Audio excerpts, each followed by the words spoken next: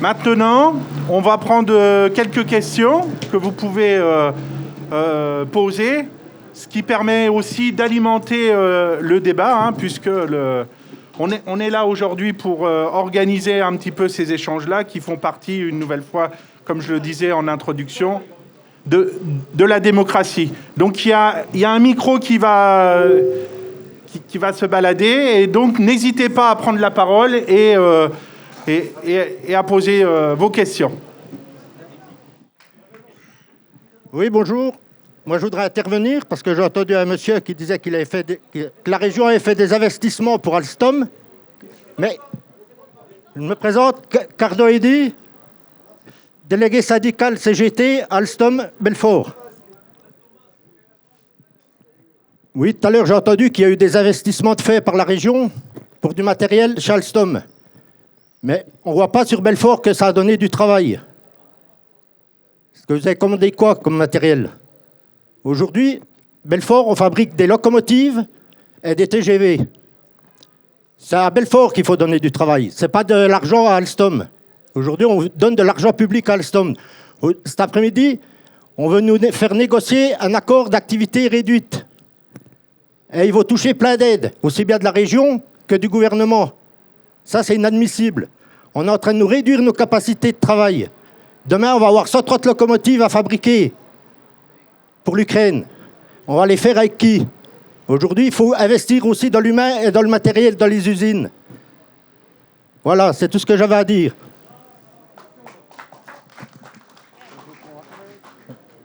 On reprend encore une question et puis après on regardera comment on intervient sur les Bonjour, les moi sujets. c'est Laurent Beltran, je suis cheminot depuis 1997. J'ai deux petites questions. Deux petites questions rapides. Depuis tout à l'heure, je vous entends, vous parlez, vous avez tous des beaux discours, on est tous d'accord pour entendre vos beaux discours. Il y a deux choses qui me choquent. Il n'y a qu'une seule personne, Monsieur Faudot, je vous entends parler, vous voulez tous du train.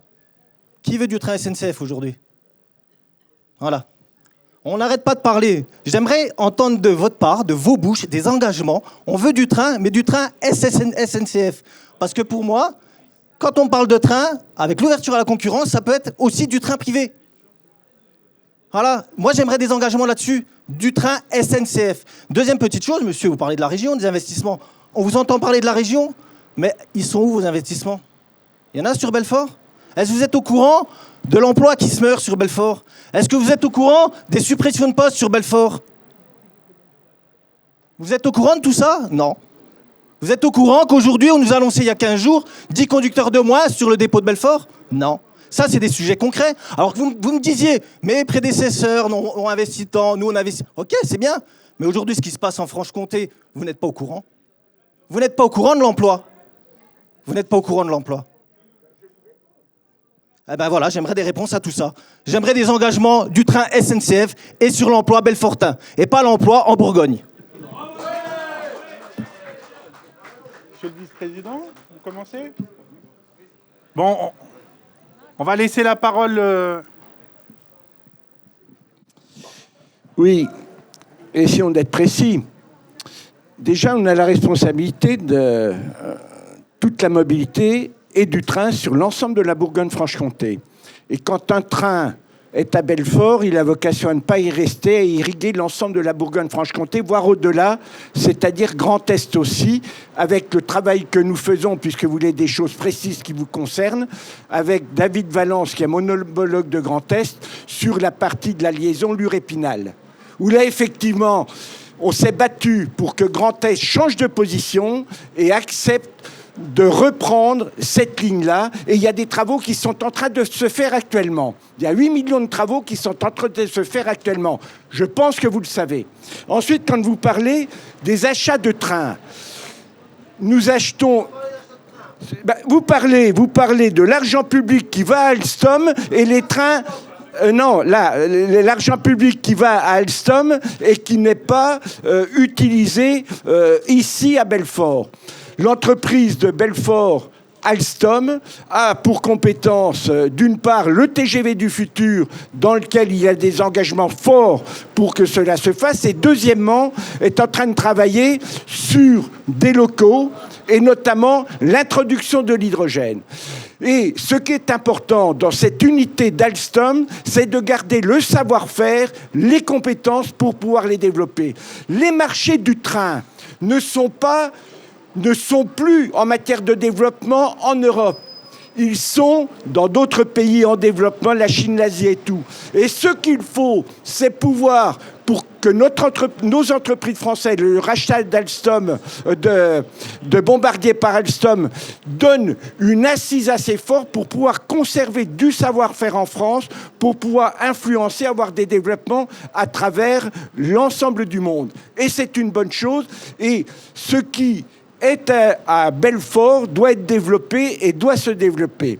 Ensuite, sur la partie de ce qui se passe en gare ici, vous avez eu comme des développements avec de la mise en accessibilité qui a été fait.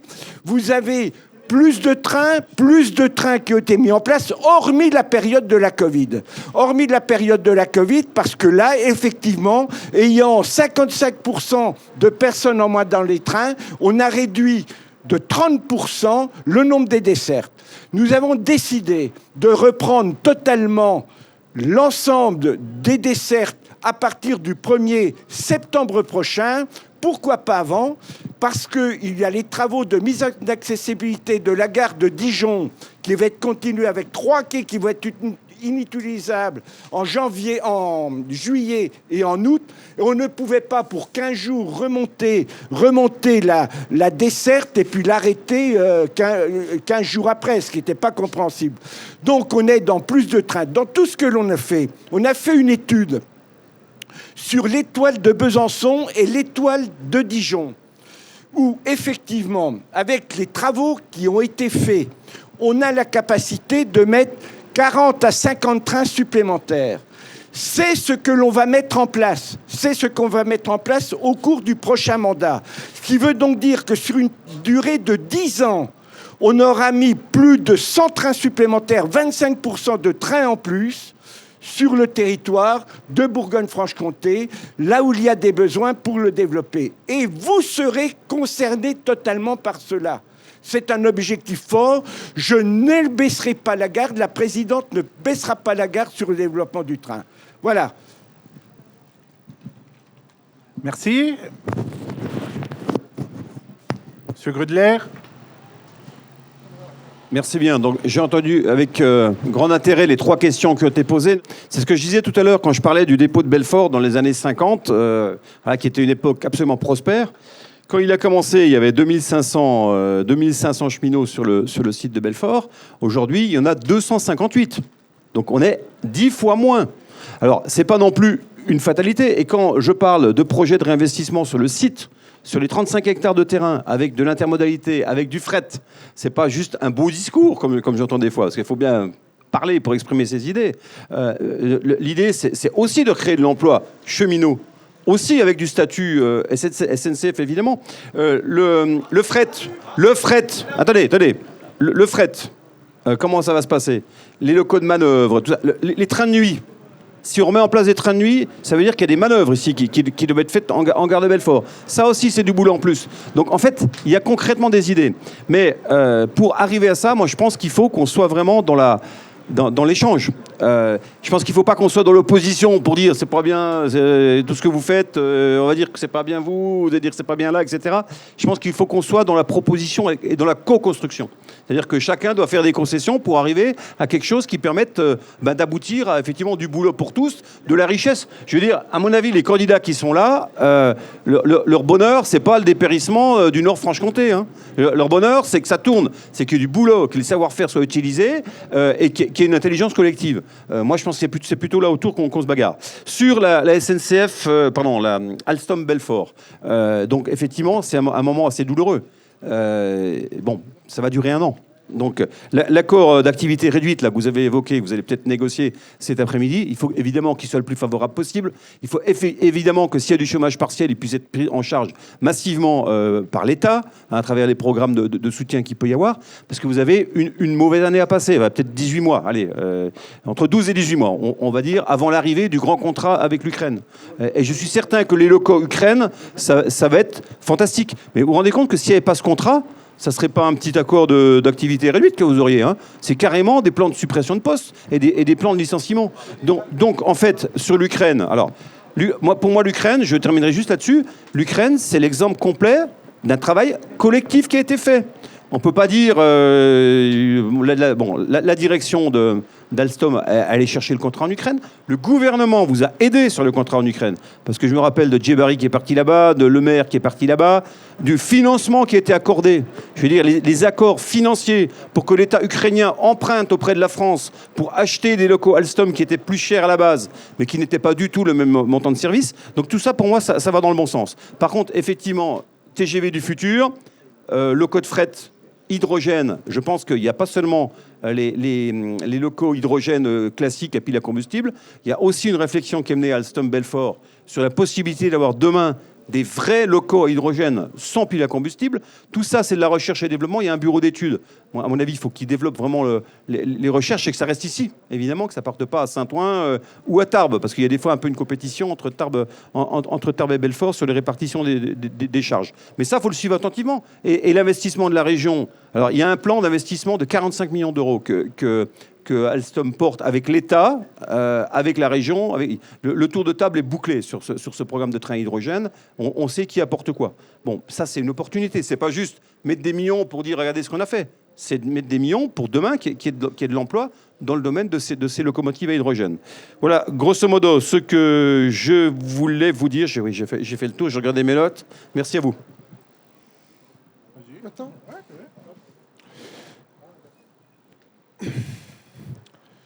Oui, je veux apporter deux précisions sur deux sujets qui me semblent de toute première importance. La première, c'est que je veux revenir sur cette histoire d'ouverture à la concurrence, pour qu'on se fasse bien comprendre et qu'on ne se fasse pas enfumer, surtout. D'abord, ça procède d'un mouvement qui vient de loin. 97, 2003, 2016 au Parlement européen et la réforme ferroviaire de Macron en 2018. Les dispositifs tels qu'ils sont mis en place, avec la magie des mots dont font preuve parfois les libéraux, c'est-à-dire que quand on met des gens au chômage, on appelle ça un plan social. Alors, quand on organise la fin du monopole public sur le ferroviaire, on appelle ça, en langage européen, M. Grudler, une obligation de service public. C'est ce que j'appelle l'enfumage. Alors, qu'est-ce qu'elle dit, cette obligation de service public, qui a été votée à une courte majorité au Parlement européen en 2016 ? Elle programme la fin des monopoles publics en matière de transport de voyageurs. Parce que pour le fret, c'est déjà fait. Mais ce dispositif, en dépit de ce qui est souvent énoncé, permet, avant le 25 décembre 2023, de passer des contrats de service public avec les opérateurs historiques, ici la SNCF, contrat de service public d'au moins une dizaine d'années, certains disent 15 ans. Je souligne que pour le RER en Île-de-France, ils ont obtenu un délai jusqu'en 2039.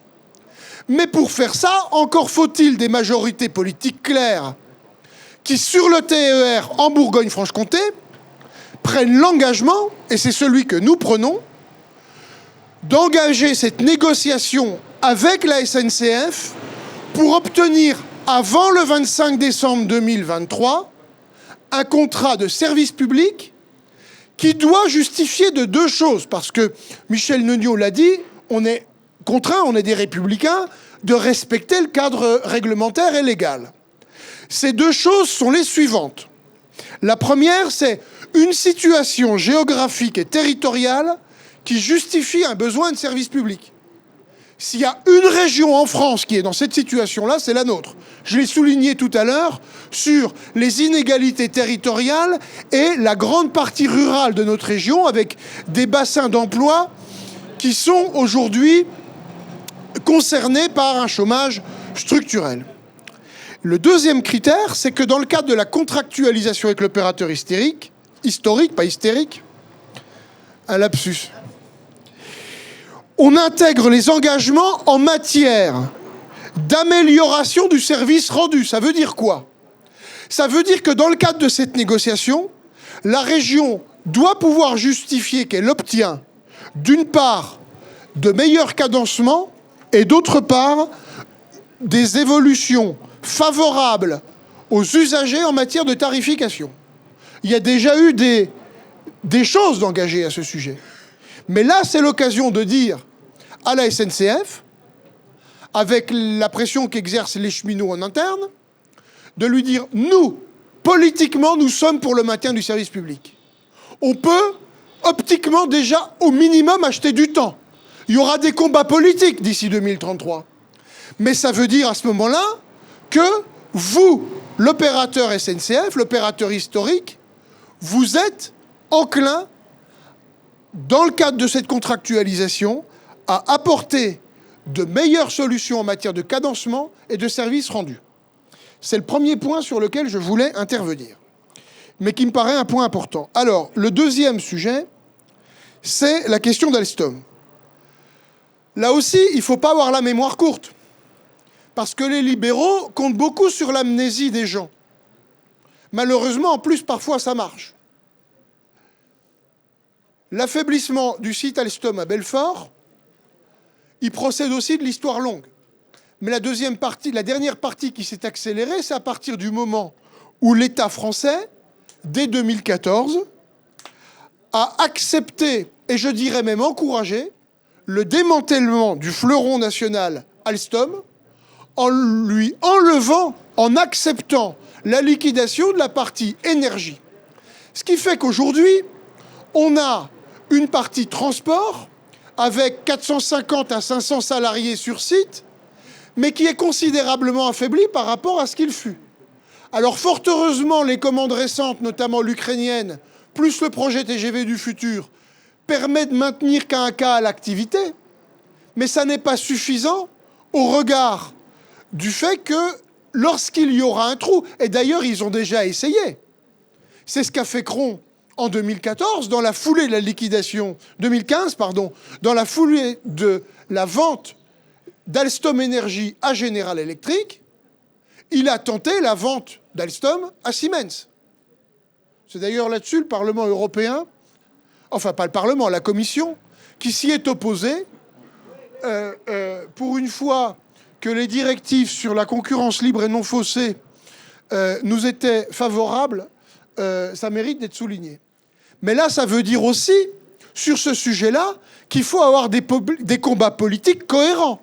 C'est-à-dire qu'on ne peut pas simultanément déplorer les conséquences de l'effondrement de l'activité et du site de Belfort qui est aujourd'hui concerné d'ores et déjà par des non-renouvellements de départ en retraite ou de départ en pré-retraite et qui conduit à l'affaiblissement progressif du site en termes de métier, de compétences, de savoir-faire. Et là, il faut que la commande publique prenne le relais. Mais pour que la commande publique prenne le relais, encore faut-il qu'il existe un opérateur public. Et c'est ça le cœur du débat public qu'on doit avoir, du débat politique qui va être tranché par les citoyens les 20 et 27 juin prochains.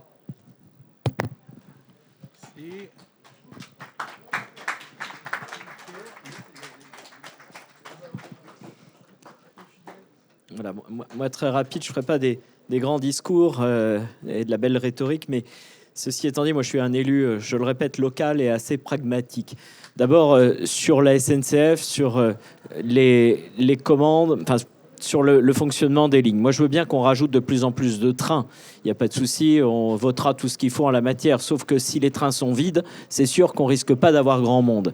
Ce qu'il faut avant tout, c'est, on le voit dans l'exemple du territoire de Belfort, je le reviens sur la ligne Belfort-Del, puisque c'est la création de ligne qui a été la plus récente. Elle date d'il y a 3 ans. Ce qu'il faut, c'est plus de monde dans les trains. Enfin, à moins que je me trompe, le but, c'est pas de vider les trains, mais au contraire de les remplir. Et notamment, puisqu'à l'heure actuelle, si je me trompe, là aussi, c'est la SNCF qui est en lien avec la région, qui est sur le TER. Donc, plus de tarifs, plus de cadencement, des horaires différents. Ce qu'il faut, c'est des clients, des usagers dans le train. Sinon, ça ne fonctionnera pas et on verra petit à petit se démanteler les lignes. Si on veut réouvrir des lignes, il faut de l'autre côté que ça réponde à des vrais besoins. Enfin, voilà, il ne faut pas avoir fait Bac plus 30 pour le comprendre. Et on aura beau faire tous les beaux discours qu'on veut. Bien sûr qu'il faut plus de lignes, bien sûr qu'il faut plus de trains, il faut plus. Enfin, de l'autre côté, les actes, c'est le concret, c'est d'avoir du monde dans les trains. Enfin, voilà. Pour le moment, ici, ça ne fonctionne pas. Donc, il y a peut-être des choses à revoir. Et je pense qu'on doit tous être autour de la table, syndicats, élus et usagers, pour faire en sorte que ça fonctionne. Et c'est notre seule manière de nous en sortir dans les années à venir. Sur Alstom, maintenant... Là, je pense qu'on doit être tous dans le même bateau de ce point de vue-là. Ce qu'il faut, c'est de la commande. Une entreprise, elle fonctionne que s'il y a des commandes. Alors, on aura beau sortir tout ce qu'on veut, là aussi, comme discours, mais de l'autre côté, je suis entièrement d'accord sur le fait de la commande publique. Il faut, bien sûr, un opérateur principal qui est SNCF, mais on voit aujourd'hui que par l'Ukraine et par d'autres pays et d'autres opérateurs aussi, eh bien, on a besoin aussi d'opérateurs extérieurs, des pays étrangers notamment, pour apporter des commandes à l'entreprise belfortaine. Et c'est la seule manière que nous pourrons pérenniser l'emploi sur le site du territoire de Belfort et dans le Nord-Franche-Comté. Il n'y a pas d'autres possibilités. On aura beau faire là aussi tout ce qu'on veut. À nous de nous battre tous ensemble. Là aussi, ce qui se passe déjà d'ailleurs sur le territoire de Belfort, parce que vous pouvez noter que sur le dossier Alstom, nous étions tous ensemble et nous avons gagné tous ensemble. Et c'est tous ensemble que nous gagnerons nos combats de l'avenir. Parce que l'industrie est très fluctuante, on le voit très bien, et qu'à un moment donné, si on veut la pérenniser dans le temps, il faut des commandes, il faut se battre. Nous avons la chance d'avoir... en tout cas une participation de l'État dans le capital d'Alstom. C'est important que là, nous puissions aussi peser de tout notre poids pour que, dans les coups durs, nous puissions répondre présent pour avoir des commandes. C'est le cas pour le TGV, c'est le cas pour les locomotives à hydrogène, c'est le cas pour d'autres choses. Il faut se battre, c'est important. Mais je dis, à un moment donné, c'est pas la peine de faire des grands discours. À un moment, il faut des actes. Et là, je peux vous dire que nous sommes tous ensemble pour faire en sorte que nous ne laissions pas tomber notre fleuron industriel belfortain. Et nous y étions, il y a encore quelques mois là-dessus, je peux vous le garantir. Dans les coups durs, on était tous là. Alors certes, c'était peut-être pas toujours facile, mais je peux vous garantir, on n'était peut-être pas dans les grandes manifestations, mais on était présents.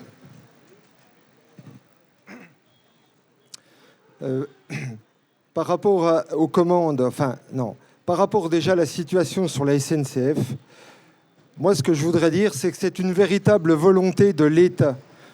On peut discuter de ce que va faire la région. Oui, effectivement, la région est pourvoyeuse d'énormément d'argent pour arroser et la petite bourgeoisie et la grande bourgeoisie. Et un des rôles principaux des régions, et c'est pour ça qu'il y a quand même toute une bagarre pour aller aux commandes, parce qu'il y a un gros enjeu financier pour arroser les copains, etc. Et on le voit partout. Ce qui est sûr, c'est que l'État donne de l'argent aux capitalistes. Vous prenez l'année dernière, quand il y a eu l'annonce du Covid avec le confinement, Macron, il a dit, quoi qu'il en coûte, c'est 300 milliards qu'il a mis sur la table. Et ce sont les grands groupes capitalistes en premier qui en ont bénéficié. Comme je l'ai dit tout à l'heure, les entreprises du CAC 40 se sont même enrichies. Il y a une véritable guerre derrière. Malgré la situation économique liée à la crise du système capitaliste, eux, les capitalistes, ils se battent. Et là-dedans, le service public, eux, ce qui les intéresse, c'est déjà leur profit. En passant, oui, transporter la population. Mais c'est un problème qui est fondamental. Parce qu'aujourd'hui, on nous dit, oui, on va filer de l'argent à l'Alstom, la région. Oui, c'est sûr, l'Alstom va toucher de l'argent. Mais ils ne font rien sans argent public. Même le marché avec l'Ukraine, c'est encore l'État qui amène de l'argent. 1 milliard, ils mettent sur la table. Parce que ce ne sont que des parasites. Le reste, l'intérêt collectif, ils n'en ont rien à faire. Ils sont même irresponsables. C'est-à-dire que même l'intérêt de l'humanité, ça, ils s'en moquent. Alors face à ça, c'est un problème de rapport de force. On peut discuter dans tous les sens de ce qu'on va décider. Finalement, c'est les capitalistes qui ont le dernier mot. Parce que l'Alstom, moi je veux bien qu'on me dise, oui, l'Alstom, il y a un avenir. C'est pas vrai. Ça fait des années. Et c'est pas l'histoire du rachat ou de la vente à General Electric. Ça, c'est pour nous opposer. que l'ennemi, ce sont les Américains. Mais ça, c'est une manipulation. C'est déjà les patrons Alstom qui ont commencé la guerre. Et ça, je peux vous le dire, depuis les années 90, quand ils ont commencé à filialiser, quand ils ont commencé à externaliser, ce qui est d'ailleurs le pendant de l'ouverture à la concurrence qui est en train de se passer chez vous à la SNCF.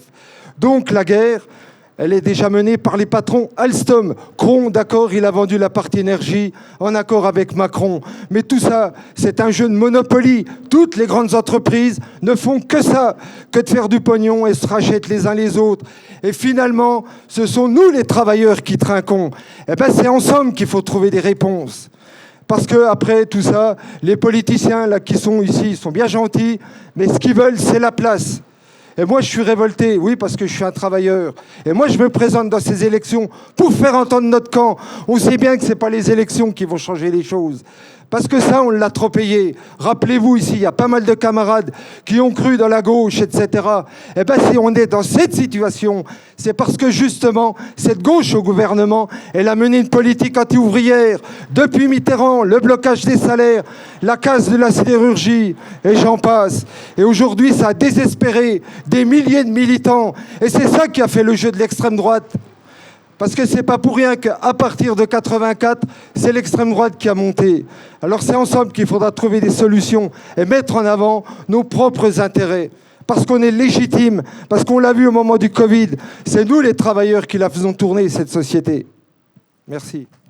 On arrive bientôt au terme de notre débat. Je vais reprendre encore quelques questions éventuelles.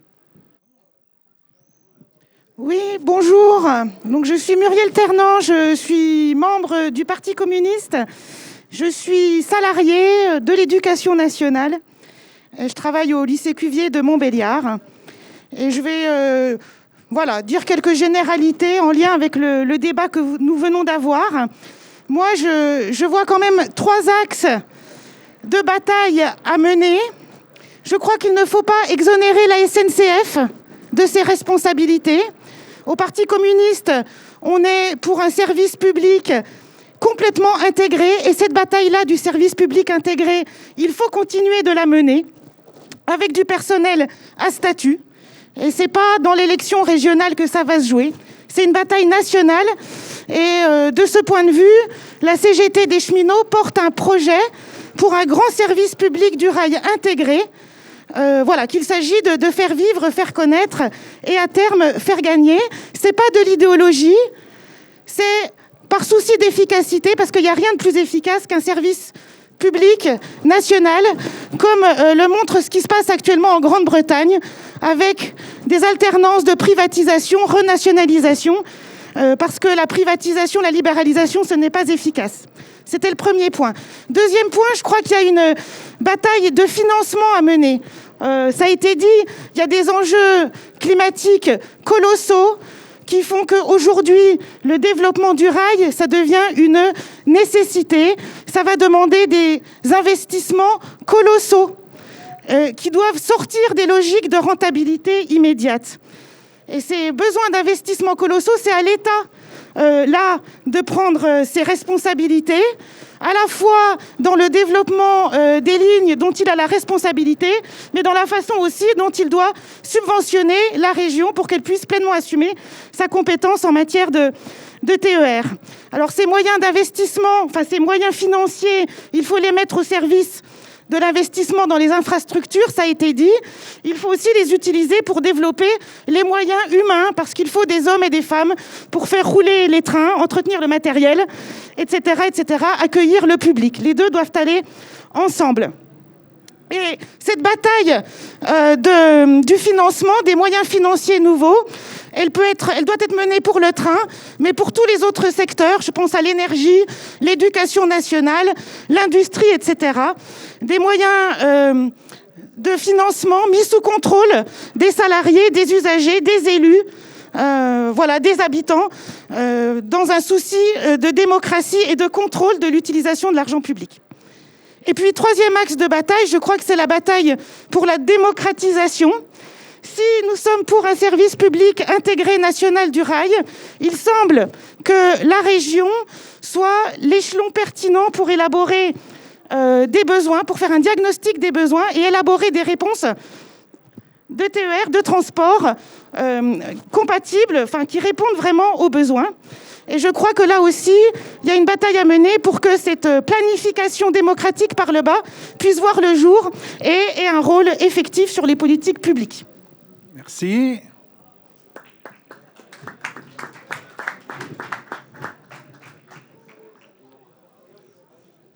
Allez, encore une question. Allez. Oui, Jonathan Seiler, syndicat CGT des cheminots de Mulhouse. Alors j'interviens, j'ai entendu plusieurs choses, notamment sur Dell. Ah oui, il faut du monde dans les trains, mais il faut que les horaires soient aussi adaptés pour les usagers.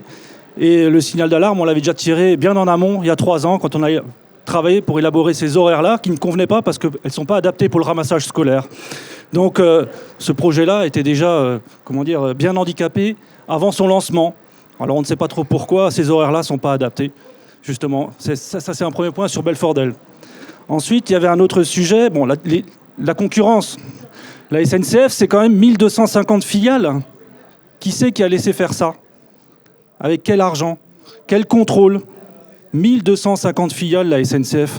On parle de la concurrence. Moi, je connais bien les directives européennes qui parlent de ce sujet-là. Oui, on peut positionner la SNCF comme opérateur historique. Le transport ferroviaire, c'est un monopole naturel. On l'a vu, les dégâts qu'il y a dans le fret. J'ai entendu parler des CCI qui gèrent les embranchements particuliers. Dans quel état sont ces embranchements particuliers? Qui c'est qui finance ces embranchements particuliers? Ça, c'est le sujet. Alors, on a parlé du financement. Alors, là, vous parlez beaucoup des infrastructures aussi, de manière globale, mais avec quels cheminots? À Belfort, combien de cheminots travaillent à l'équipement pour pouvoir entretenir ces voies? C'est de la sous-traitance? C'est que de la sous-traitance? Et est-ce que c'est aux régions de payer pour ces infrastructures? Je pose la question. Est-ce que c'est aux régions de payer ces infrastructures? Sur la concurrence, il y a encore un autre volet. La coopération. Vous avez parlé du corridor fret. Il y a un corridor fret qui passe par Mulhouse-Nord. Je connais très bien Mulhouse-Nord puisque je suis de Mulhouse. Ce corridor fret, c'est de la coopération entre opérateurs. La coopération. C'est ça la clé. C'est ça l'avenir du transport ferroviaire au niveau européen. La coopération et pas la concurrence. La coopération, on l'a sur le TGV. Le TGV Lyria aussi. Moi, j'aimerais bien connaître vos positionnements par rapport à ces sujets. Merci. Allez.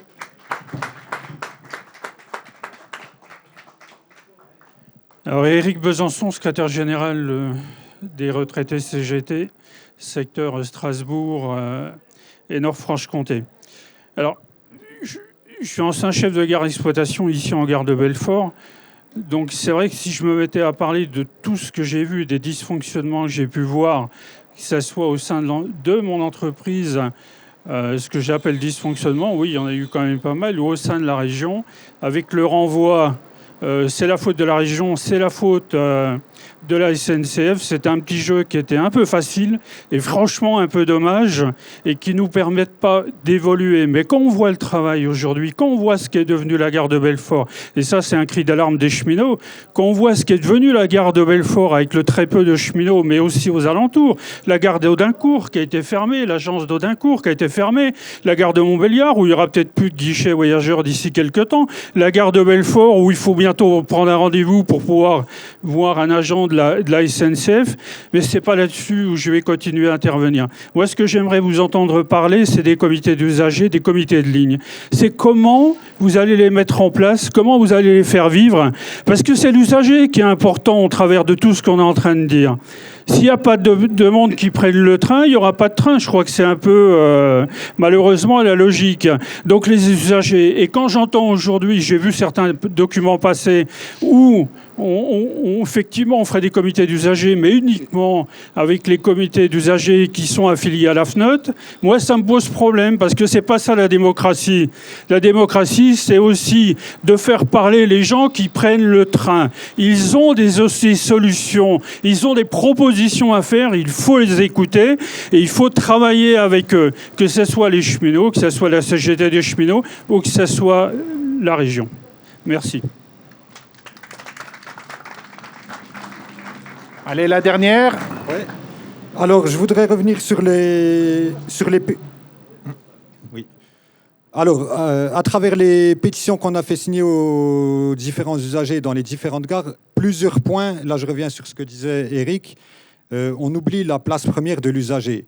Et après échange avec eux, on voit que la SNCF, d'un commun accord avec l'autorité organisatrice, est en train de déshumaniser aussi bien les gares que les trains. Et problème, après échange avec les usagers, malheureusement, on a beaucoup de pertes en ligne.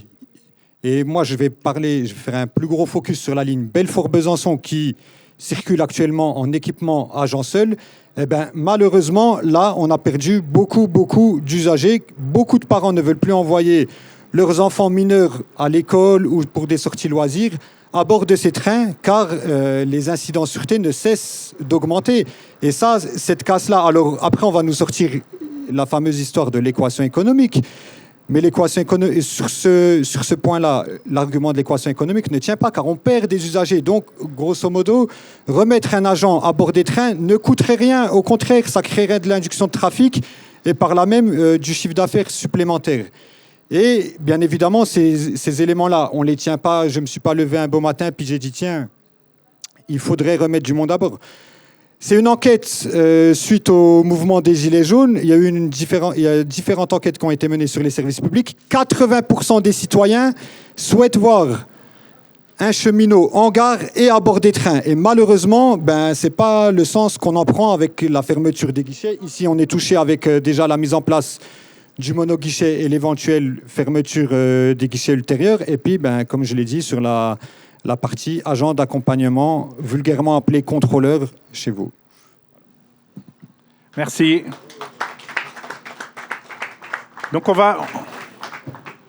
va donner la parole et puis on va en profiter également pour conclure par rapport aux interventions qui ont eu lieu. Donc on se donne une minute 30 pour rajouter des points et puis après on fera les conclusions.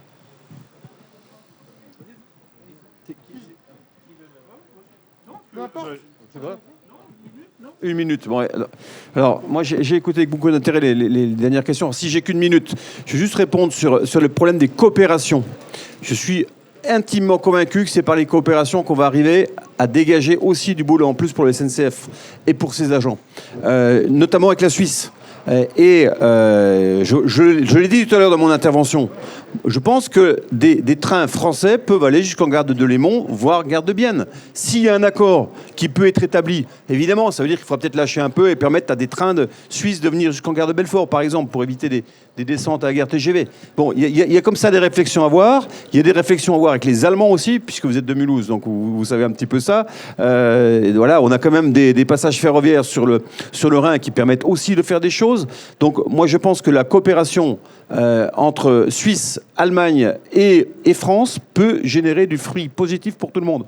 Mais effectivement, il faut se mettre autour de la table, encore une fois, et on doit être dans la discussion et pas dans l'affrontement. Voilà. Donc, mais je pense qu'entre gens sensés, on peut y arriver.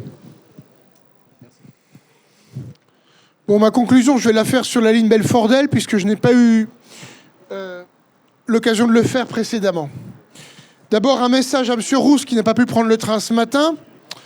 Je peux vous dire qu'il y en avait un puisque je l'ai pris.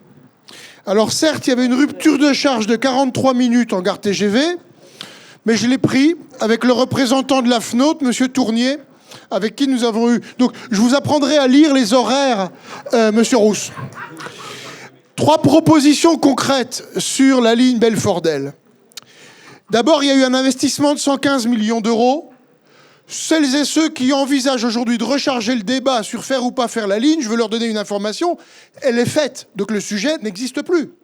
La question, c'est comment, à partir de cet investissement public, rendre au plus utile et au plus opérationnel une ligne qui a une vocation d'aménagement du territoire. Alors, les 3 propositions, très rapidement, sont les suivantes. 1, que la région se fasse pour obligation morale et contractuelle de mettre le service au niveau auquel elle avait prévu de le faire au moment de l'enquête publique. Il était prévu 24 à 28 cadencements quotidiens. On est à 16, dont 10 avec rupture de charge à la gare TGV. Les ruptures de charge de 5 minutes, c'est pas un problème. Les ruptures de charge de 43 ou 57 et 58 minutes, si on veut dissuader les gens de prendre le train, on peut pas faire mieux. Deuxièmement, l'aménagement des horaires pour les caler avec les correspondances. Avec les correspondances de la gare TGV, avec les correspondances des lignes d'Épinal, de Vesoul et de celles qui repartent sur le réseau TER Besançon ou du côté du sillon alsacien Mulhouse-Strasbourg. Enfin, le troisième point, c'est la tarification. On n'a pas de chiffres, moi j'ai pas les chiffres absolument précis. On évoque 2 à 300 voyageurs jour. L'étude initiale prévoyait 3700, puis 2500. Bon, que ce soit 2500 ou 3700, on en est loin. Alors, le sujet, c'est que ces 200 à 300 voyageurs jour, avec un billet d'accès à 5 €, qu'on fasse d'ailleurs une seule liaison, enfin, je veux dire, un seul arrêt, ou qu'on aille jusqu'à Delle depuis Belfort. À 5 € par jour, c'est 5 fois plus cher que le réseau de bus Optimo.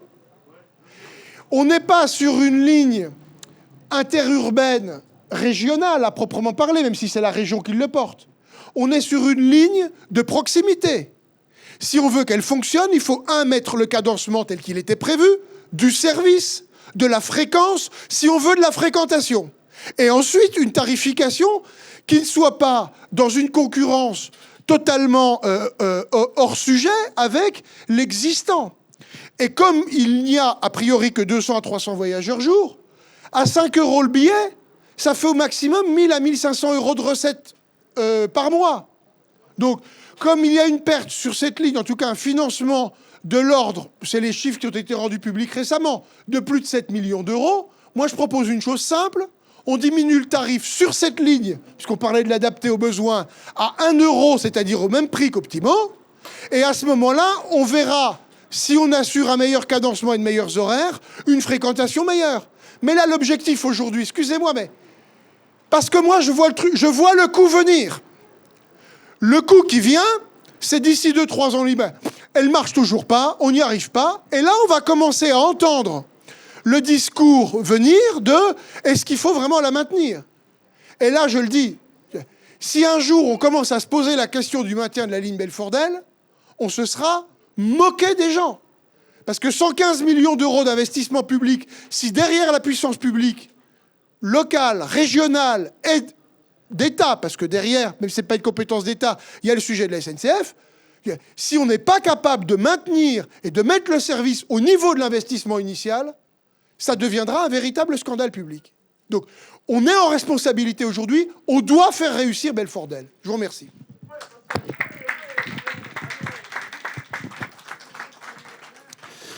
Bien, 2-3 sujets que je n'avais pas appréhendés, sur lesquels il faut que je m'explique, notamment Belfort-Delle. Je passe les déclarations de M. Proust. Je passe tous ceux qui disent que la région, la majorité, sa présidente, veut la perte de Belfort-Delle. Tout ça, ce ne sont que billevesées. D'autre part, le coût d'équilibre, parce que tout le transport ferroviaire TER est un transport conventionné. C'est-à-dire, si on faisait payer aux voyageurs le coût du service, le prix serait multiplié par 4, puisque la subvention d'équilibre est de 75% en moyenne sur la Bourgogne-Franche-Comté. Ça, c'est une réalité. Deuxième réalité, c'est pas de 7 millions, Fabien. Toi, tu donnes des chiffres, il faut me les demander à moi.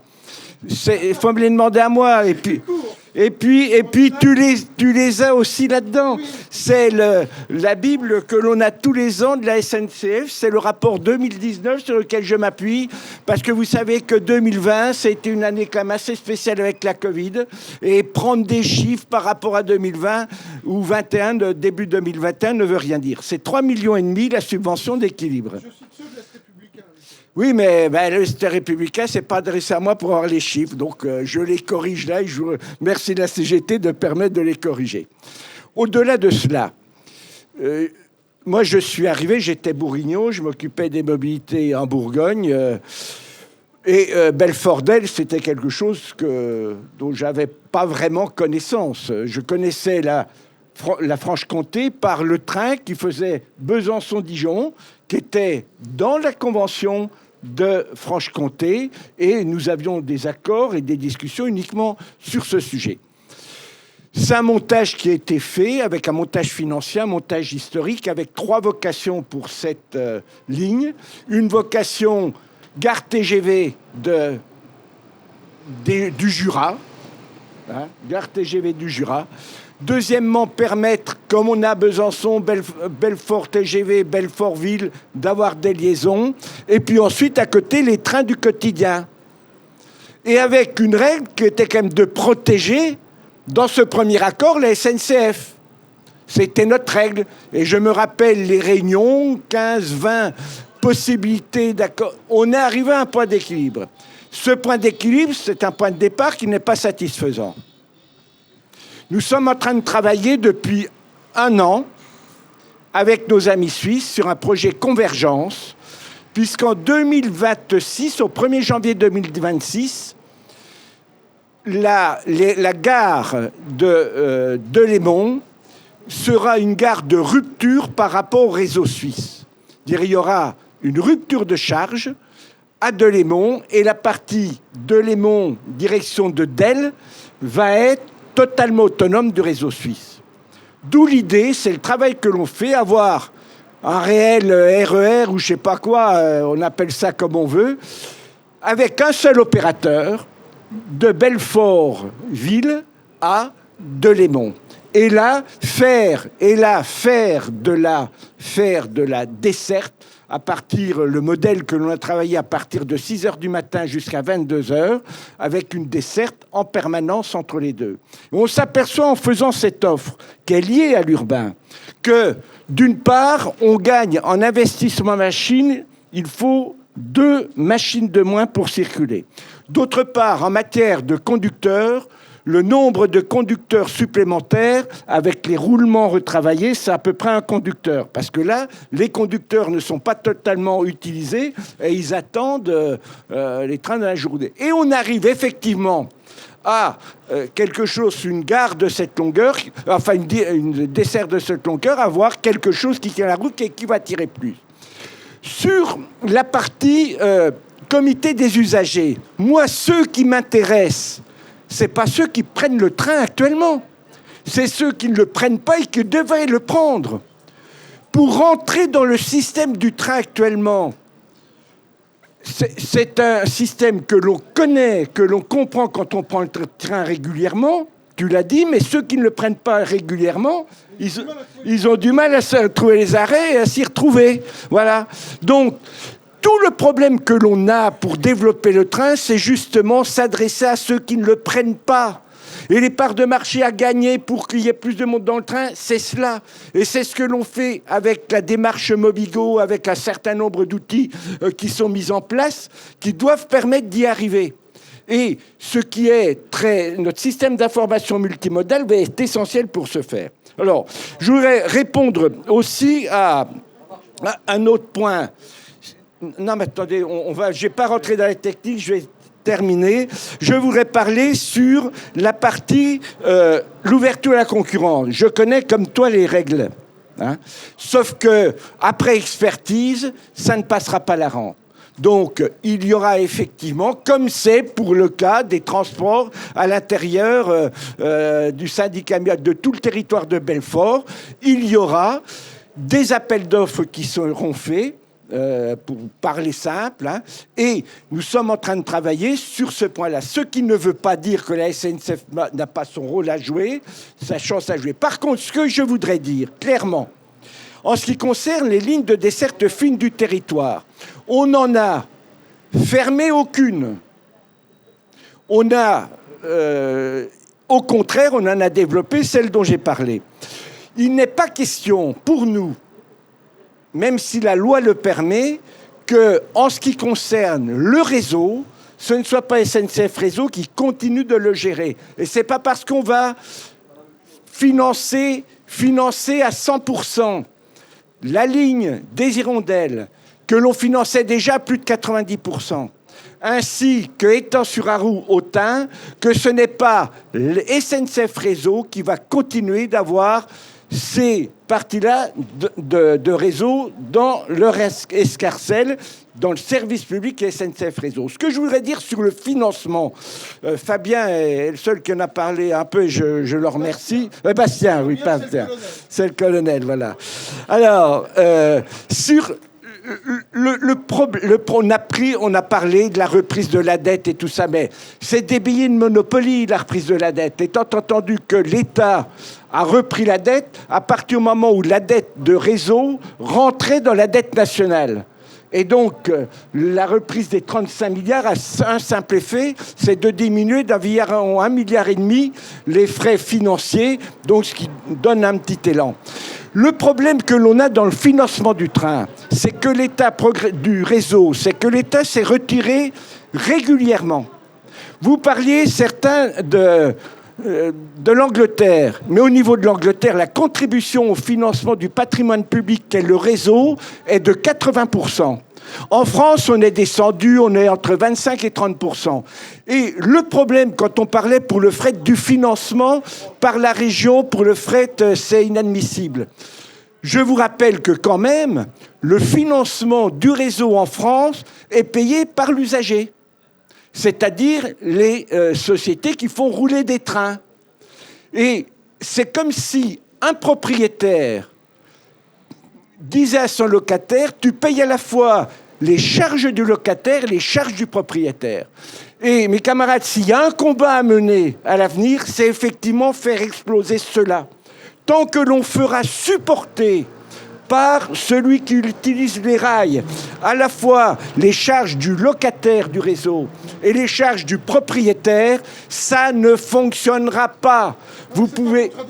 Non, mais attends, on n'est pas en contradiction. Non, surtout, non, on a des points... Ce que tu précises là oui. N'est pas contradictoire avec l'objectif de maintien du service public. Non, je suis pour le service public et le définir. Alors, le dernier point, c'est effectivement sur les politiques tarifaires que l'on travaille. Je dis simplement la méconnaissance de ce qui existe. Avec la carte annuelle à 20 € qui permet de bénéficier entre 30 et 60% de réduction, on arrive au prix que vous dites par rapport à un billet normal. En ce qui concerne les abonnements, les tarifs sont intégrés et vous avez une contribution qui est faite et qui est intégrée et qui est connue. Donc, tout le sujet que l'on a sur le train, c'est d'éviter qu'il soit une affaire de spécialistes en vase clos et que tous ceux qui sont en dehors du service du train, eh bien, soient associés pour comprendre sa complexité, comprendre que c'est une industrie lourde, c'est une industrie qui s'anticipe, se fait dans le temps, et c'est pas des virages comme un hors-bord, mais c'est vraiment un paquebot qu'il faut faire évoluer. Merci à la CGT de nous avoir invités, et puis, surtout, allez voter et faites voter les 20 et 27 juin prochains. Merci. Monsieur Daniel, juste une question. Non, attendez. Vous parliez, non mais sur son... On le fait en privé si vous voulez. Juste, non, c'est juste pour vous poser une question. Vous parliez d'un seul opérateur en accord avec les Suisses à partir de 2026.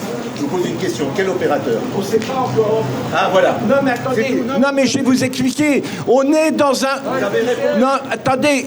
Mais je vous réponds clairement.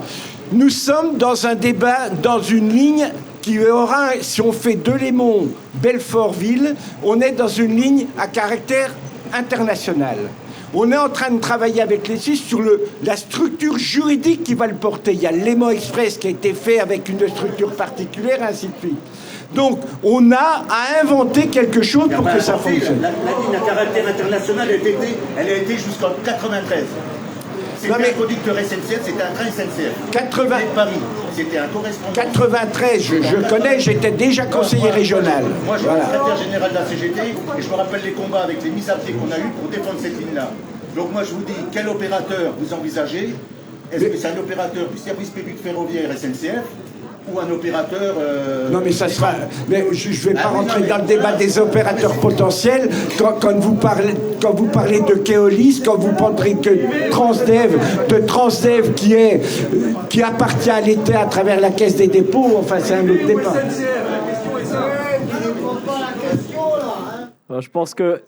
Je pense au moins que vous avez tous compris que c'est pas forcément la SNCF. Bref. Écoutez, moi je vais pas rentrer dans les... moi je suis pas un intello de la cause ferroviaire. Je suis un pragmatique, comme je disais. Je ne me préoccupe pas de la ligne Belfort-Del à l'approche du premier tour des élections régionales ou départementales. L'avantage, c'est que moi j'habite Del. Je viens pas en touriste à Del et je suis un usager au mieux que je peux de la ligne quand il y a des trains. Et surtout quand ils correspondent à mes besoins, parce que ce matin, en effet, j'ai pas pu prendre le train parce que sinon je mettais pratiquement plus d'1h10 ou 1h15 pour faire 20 km.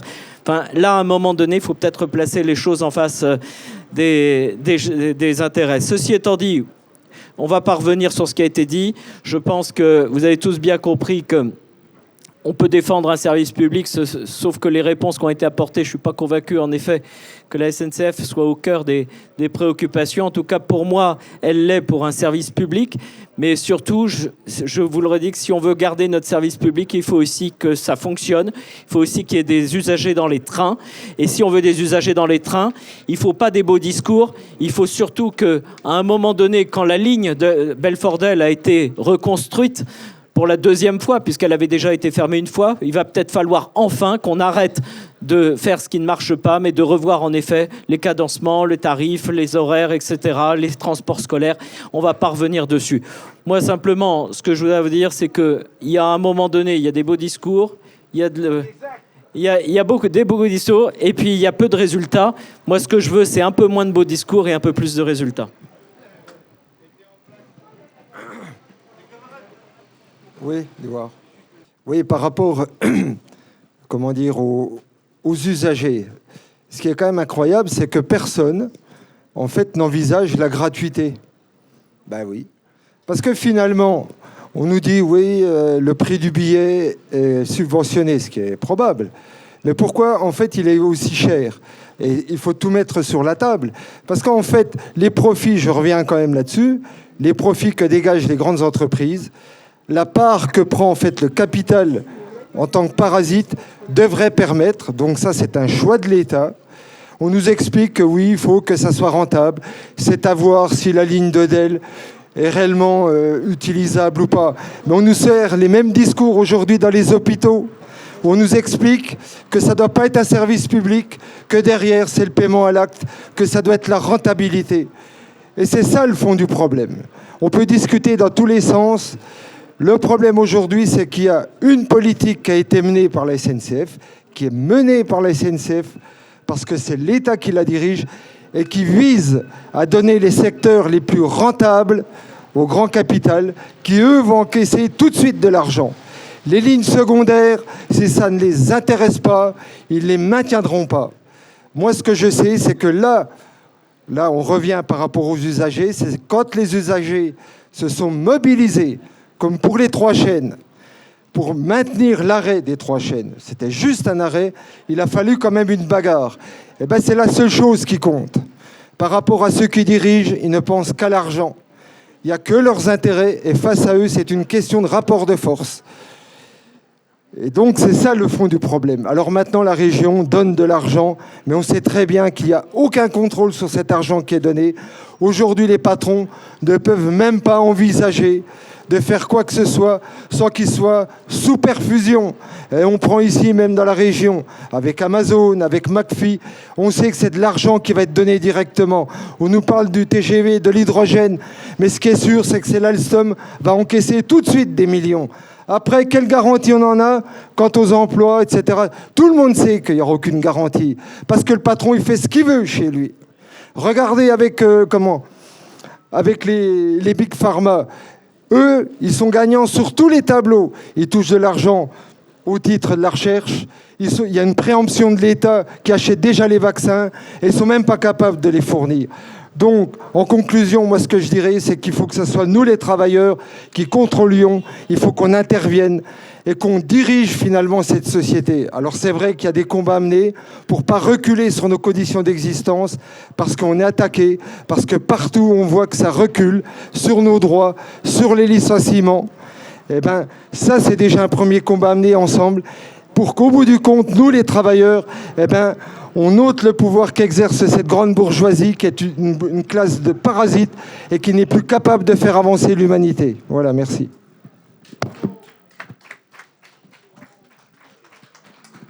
Bon, pour pas rajouter par rapport à tout ce qu'on a pu entendre ce matin, déjà remercier les candidats qui sont venus pour débattre avec l'ensemble de l'Assemblée.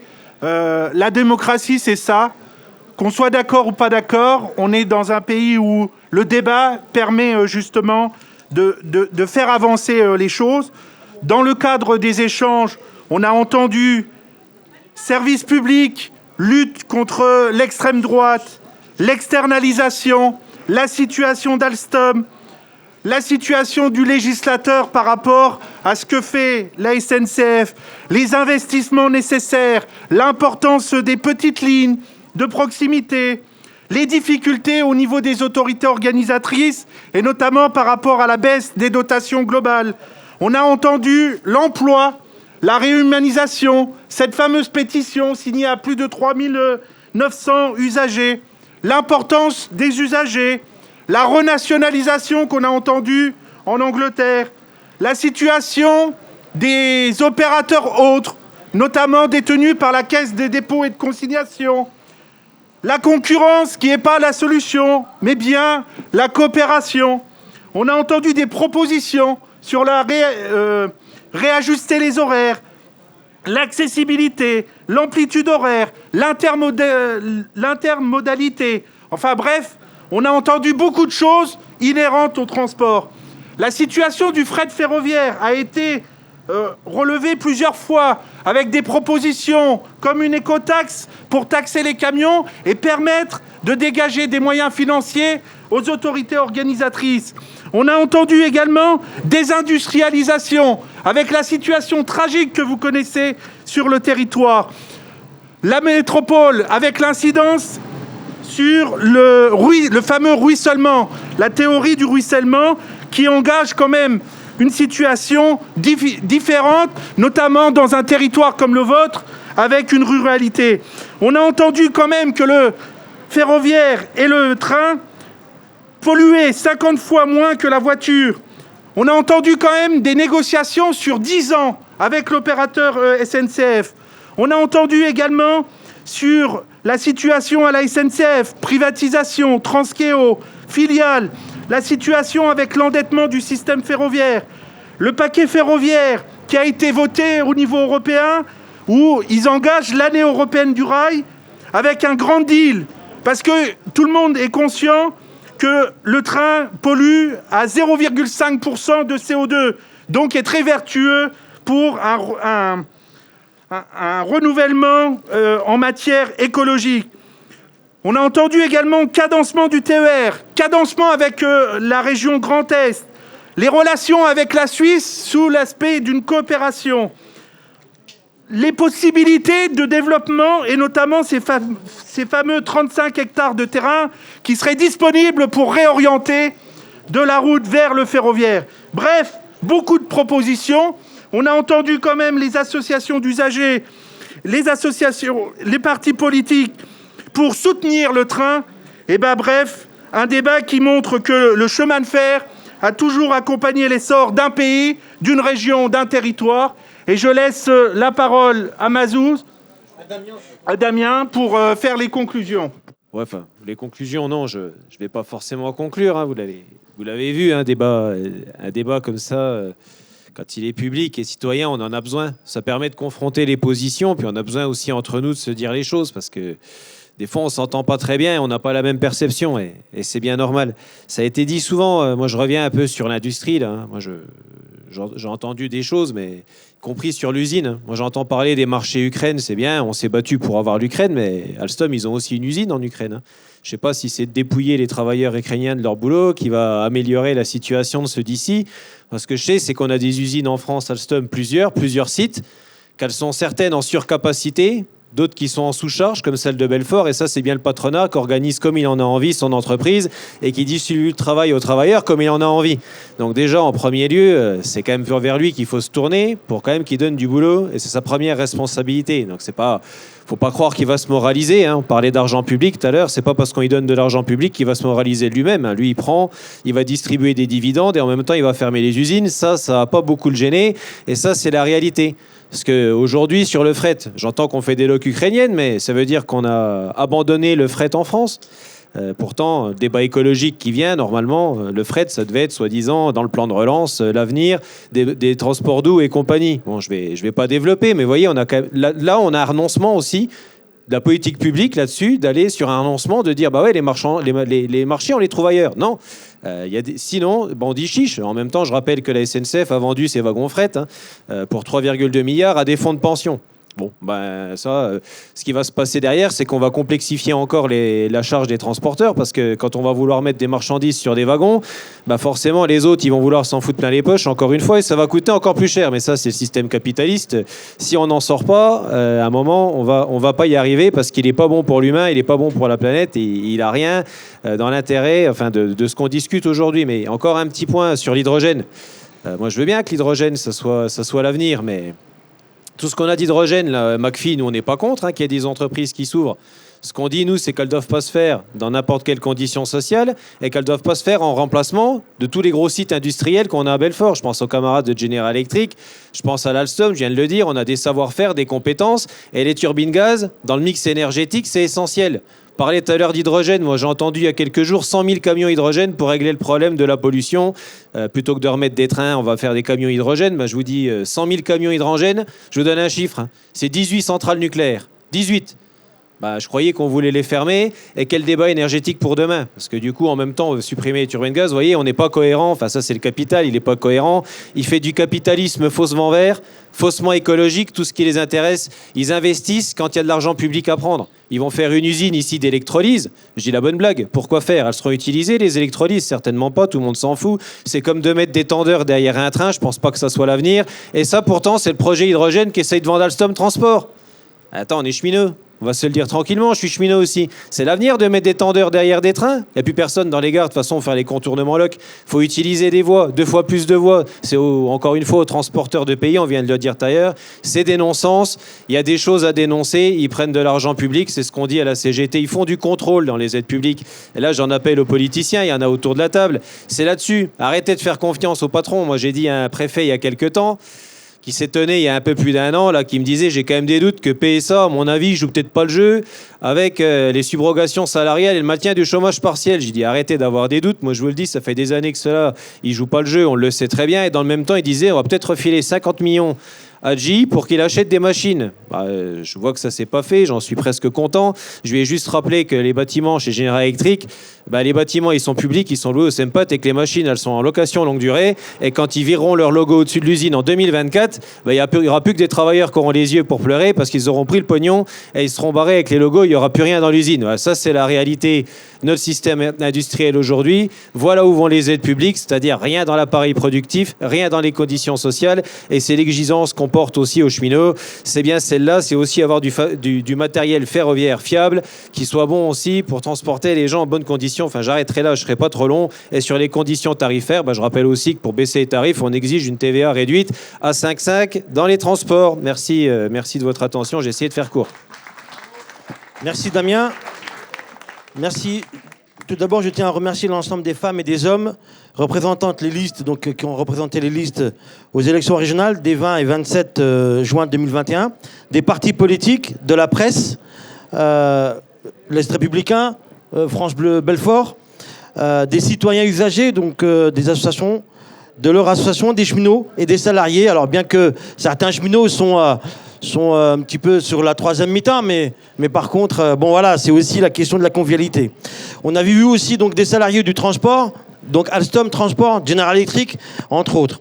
pour leur présence. Je tenais aussi en appui des débats aussi, notamment avec le retour qu'on a sur le périmètre du Nord-Franche-Comté. Monsieur Neugnot, il est bourguignon, certes, mais par contre, la région ne s'arrête pas à Besançon. Elle va jusqu'à Vesoul. Et le Nord-Franche-Comté, je le dis tranquillement ici, a été aussi saccagé et attaqué de toutes parts. Hein. Là, j'ai fait un calcul depuis le matin qu'on est là sur la question du monoguichet à la gare de Belfort. Hein. 3 guichets, 2 supprimés. Il y a eu 102 usagers qui sont passés là aujourd'hui. 102 usagers. Alors ça, c'est le comptage. Alors je veux bien que vous vous appuyez sur des chiffres SNCF, mais vous savez, les chiffres SNCF, des fois, ont du mal à remonter un peu le sillon, on va dire. Voilà, donc, pareil, sur la question des agents d'accompagnement, la situation de la sûreté, de l'information, et ça a été dit tout à l'heure, en lien avec une région, un territoire, ça a été dit tout à l'heure, par rapport au territoire, notamment par rapport à Grand Est, puisque là, on est sur 2 plans de transport, 2 problématiques de correspondance, donc quand un train y rentre, 2 tarifications, là aussi, sur le périmètre du Nord-Franche-Comté, souffrent justement de cette problématique. Et donc, automatiquement, des trains, par exemple, qui rentrent en gare de Belfort et qui repartent, avec bien évidemment toute la question, ça a été dit tout à l'heure, sur le domicile-travail, notamment sur la Nord-Franche-Comté, Vesoul, Lure.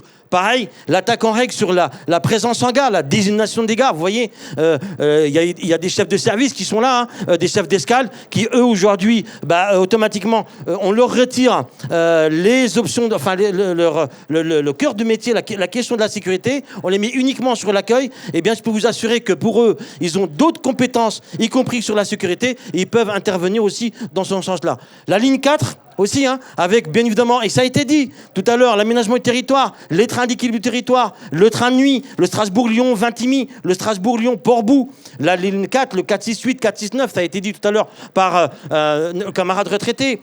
Cette disparition, je veux dire, la gare de Belfort est une plateforme ferroviaire qui souffre aujourd'hui de par toutes les problématiques et les attaques du gouvernement, des politiques. Et donc la question politique, la question de l'emploi, la question du service public est bien évidemment à un prolongement politique. Et donc c'est dans ce contexte-là que la CGT interpelle justement par plusieurs campagnes, hein, la campagne du fret justement, avec Ensemble pour le fret, les 21 propositions. Voilà, 21 propositions sur la question du voyageur. Et bien évidemment, la vraie info qui est là, vous pouvez vous en servir. Et justement, aussi pour continuer le débat et aller vers les usagers, la pétition, n'hésitez pas à signer la pétition. Encore 3988 signatures qui est encore en cours. Et donc, tout ce débat-là, toute cette action, toute cette énergie, on l'a fait uniquement pour la réponse aux besoins du service public et des usagers. Merci de votre attention.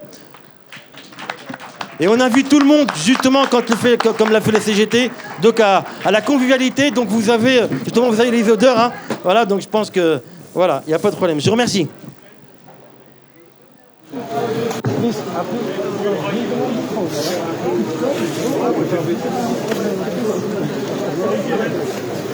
Voilà. Là, on va avoir des points rouges comme ça, des lasers. C'est toujours en direct. Pardon. Toujours en direct. Ah, pardon. Voilà. Excusez-moi, c'est pour la caméra.